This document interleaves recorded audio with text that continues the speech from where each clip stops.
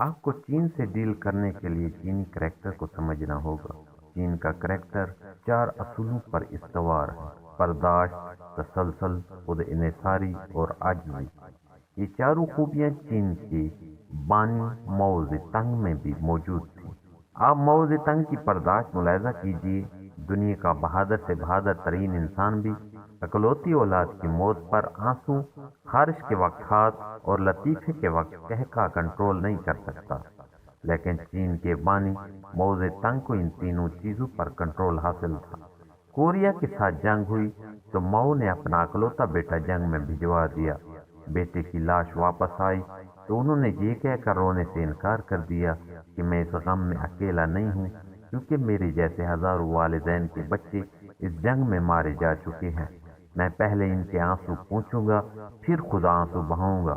ماؤ نے 80 سال کی عمر میں سردیوں کی یخ رات میں اعلان کر دیا، میں دریائے شنگائی تیر کر عبور کروں گا۔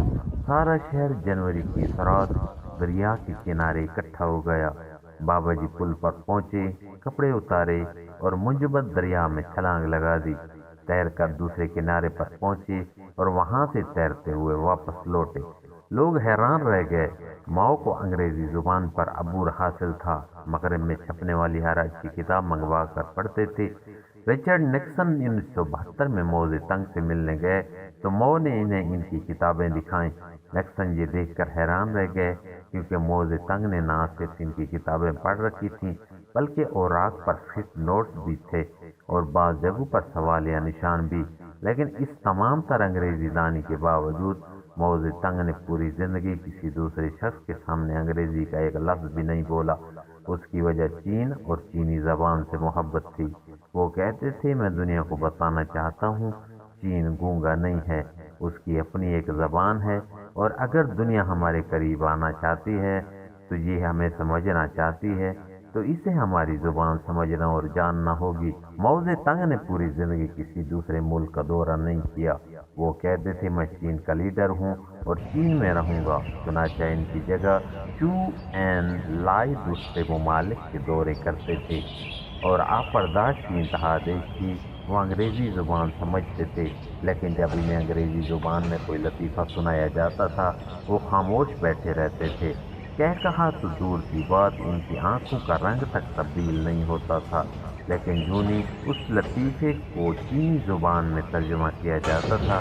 وہ کھلکھلا کر ہنس پڑتے تھے اور ان کا قہقہا وہاں موجود تمام لوگوں سے بلند ہوتا تھا۔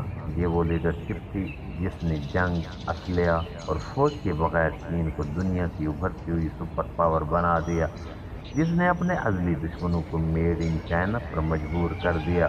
لہذا آج امریکہ کے قومی دن پر بھی آتش بازی کا سامان چین سے منگوایا جاتا ہے، اور امریکی جھنڈوں اور امریکی سوئیٹس اور امریکی سوینئرز تک کے نیچے میڈ ان چائنا لکھا ہوتا ہے۔ اور آپ دنیا کے کسی کونے میں چلے جائیں، آپ مصنوعات کی کسی دکان میں قدم رکھ کر دیکھیں، آپ میڈ ان چائنا سے نہیں بچ سکیں گے۔ آپ چین کا کمال دیکھیے، چین کی 70% آبادی لادین ہے، لیکن یہ پوری اسلامی دنیا کو تسبیح اور جائے نماز سپلائی کرتی ہے۔ چین دنیا میں سب سے زیادہ جائے نماز، تسبیحات اور احرام بناتا ہے۔ یہ کیا ہے؟ یہ سب چین کی اس قیادت کا کمال ہے جس کے پاس پوری زندگی 3 جوڑے کپڑے، جوتوں کے 2 جوڑے اور ایک سائیکل تھی، اور جس نے زندگی کی آخری ساعتیں 3 مرلے کے مکان میں گزار دی تھیں۔ آپ کو شاید یہ جان کر حیرت ہوگی کہ پاکستان چین کی پہلی کھڑکی تھا۔ چین کے لوگوں نے پاکستان کے ذریعے دنیا کو دیکھنا شروع کیا۔ PIA پہلی انٹرنیشنل ایئر لائن تھی جس کے جہاز نے چین کی سرزمین کو چھوا۔ اس لینڈنگ پر پورے چین میں جشن منایا گیا۔ پاکستان نے ایوب خان کے دور میں چین کو 3 جہاز فروخت کیے، ان میں سے ایک جہاز ماؤ زیدونگ استعمال کرتے تھے۔ اس جہاز پر آج بھی کرٹسی بانی پاکستان لکھا ہے۔ پاکستان پہلا ملک تھا جس نے چینی مصنوعات کی امپورٹ کی اجازت دی، اور ہم ایک طویل عرصے تک چین کے ریزر اور سوئیاں استعمال کرتے رہے۔ پاکستان نے چین کے مسلمانوں کو حج اور عمرے کی سہولت بھی دی۔ چین کے حاجی بسوں کے ذریعے پاکستان پہنچتے تھے اور پاکستان انہیں حجاز مقدس تک پہنچانے کا بندوبست کرتا تھا۔ پاکستان کا ویزا کبھی چین کے لوگوں کی سب سے بڑی خواہش ہوا کرتا تھا۔ لیکن آج وہ چین دنیا میں ترقی کی انتہا کو چھو رہا ہے۔ یہ چین 46 ارب ڈالر کے منصوبے لے کر پاکستان آتا ہے تو ہم اسے اپنی تاریخ کا اہم ترین واقعہ قرار دیتے ہیں۔ چین آگے نکل گیا جبکہ ہم اپنے مزار کے معجزہ بن کر رہ گئے۔ ہم نے کبھی چین کی ترقی اور اپنی تنزلی کا جامع تجزیہ نہیں کیا۔ ہم نے کبھی ان وجوہات کا جائزہ نہیں لیا جن کے باعث چین چین ہو گیا، جن کے باعث چین نے چاند تک میڈ ان چائنا کی مہر پہنچا دی، جن کے ذریعے چین نے نہ صرف اپنے 100 ارب لوگوں کو روزگار، صحت، تعلیم اور شاندار زندگی فراہم کی، بلکہ وہ دنیا بھر کے 6.5 ارب لوگوں کی ماں بھی بن گیا۔ ہم نے کبھی چین کی ترقی کا سائنسی بنیادوں پر تجزیہ نہیں کیا۔ آپ کو شاید یہ جان کر حیرت ہوگی کہ پورے یورپ میں ایسے 39 شہر ہیں جن کی آبادی 10 لاکھ سے زیادہ ہے، جبکہ چین نے پچھلے 30 برسوں میں 160 ایسے نئے شہر پیدا کیے جن کی آبادی 10 لاکھ سے زائد ہے، اور ان میں دنیا کی تمام جدید سہولتیں موجود ہیں۔ آج مرسڈیز کاروں کا سب سے بڑا کارخانہ چین میں ہے۔ آج یورپ، امریکہ اور پاکستان میں ایسی سبزیاں اور فروٹ ملتے ہیں جن پر چائنا کا سٹیکر لگا ہوتا ہے، اور آج دنیا کی 36,000 ملٹی نیشنل کمپنیاں ہیں جو چین میں فیکٹریاں لگانے پر مجبور ہیں۔ لیکن ہم نے کبھی چین کی اس ترقی کی وجوہات تلاش کرنے کی کوشش نہیں کی، نہ ہی اپنے زوال کے شواہد اکٹھے کیے۔